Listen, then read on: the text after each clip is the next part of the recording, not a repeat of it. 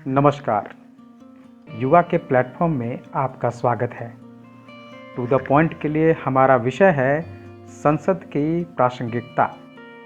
आज हमारा विषय संसद के कार्यों को लेकर उसके महत्वपूर्णता को जांचने का है।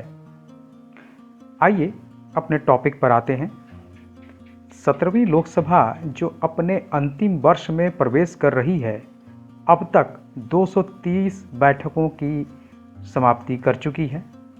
पूरे 5 साल का कार्यकाल पूरा करने वाली सभी लोकसभाओं में से 16वीं लोकसभा में बैठने के दिनों की संख्या सबसे कम थी। 1 वर्ष और अभी 17वीं लोकसभा को बाकी है। अगर 58 औसत बैठक दिवसों के साथ 17वीं लोकसभा के 331 दिनों से अधिक बैठने की संभावना अब नहीं की जा सकती है और यह 1952 के बाद इसे सबसे छोटी पूर्ण अवधि वाली लोकसभा बना सकता है। आखिर संसद के कामकाज को किन मुद्दों ने बाधित किया, आइए उन्हें देखते हैं। सबसे पहला, संसद के काम के घंटों में कमी आई है।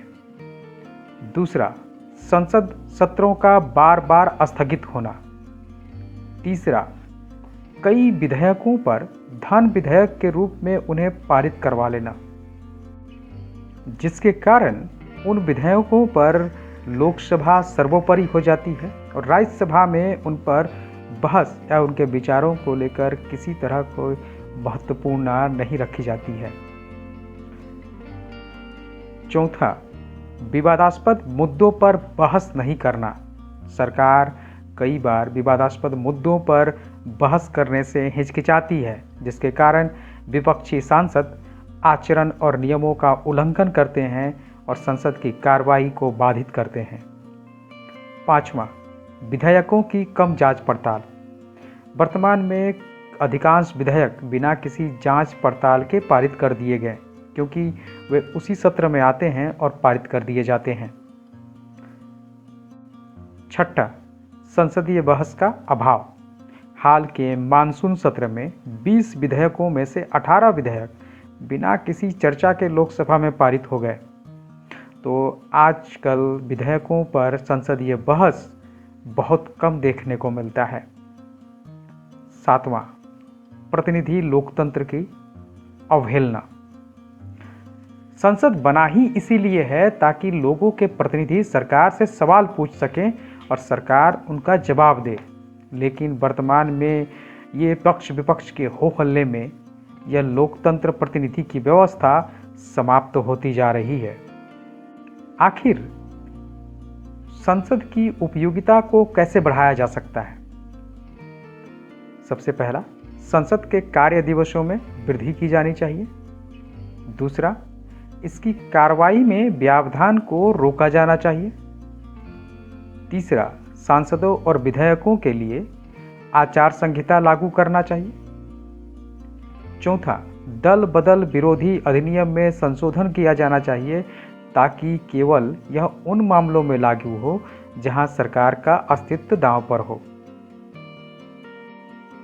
पांचवा, निजी सदस्य बिल, उनको अधिक स्थान और सम्मान दिया जाना चाहिए ताकि जमीनी विचार के मुद्दों को भी अकेले विधेयक बनाकर संसद में पेश किया जा सके।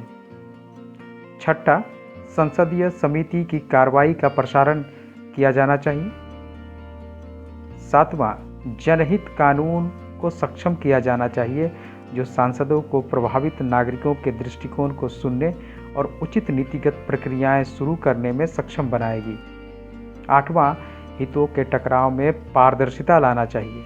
जनता और दूसरे राजनीतिक निर्णायकों के सामने अपने दृष्टिकोण को स्पष्ट करने का तरीका ढूंढा जा सकता है ताकि जो भी नेतागण वहां पर बहस करते हैं उनके हित जनता के हित से ना टकराएं। और नौवां, एक सूचकांक विकसित किया जाना चाहिए ताकि अनुशासनहीनता आदि की जांच कर संसदीय व्यवधान को कम किया जा सके। भारत का संसदीय लोकतंत्र तभी मजबूत होगा जब लोकतंत्र का मंच सुचारू रूप से काम करेगा, अर्थात संसद को काम करने का मौका मिलेगा। धन्यवाद।